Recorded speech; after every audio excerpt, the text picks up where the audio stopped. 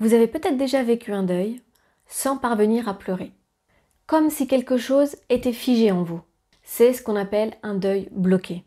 Quand on perd un proche, l'annonce de la nouvelle, le choc de la nouvelle peut parfois être intense, tellement intense qu'on se coupe de nos émotions. On reste en mode survie, incapable de ressentir la tristesse ou la douleur. Mais le problème, c'est que ces émotions, elles ne disparaissent pas. Elles vont rester enfouies à l'intérieur de vous. C'est comme une blessure béante qui est recouverte de pansements et qui ne guérit jamais.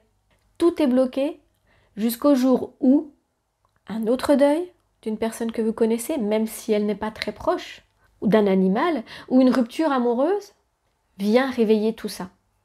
Les émotions remontent et vous êtes submergé. Que ce soit de la tristesse, la colère, la culpabilité, tout revient et vous n'arrivez pas à gérer. C'est comme une vague qui déborde et on ressent tout ce qu'on ne s'est pas autorisé, tout ce qu'on n'a pas osé ressentir au premier deuil.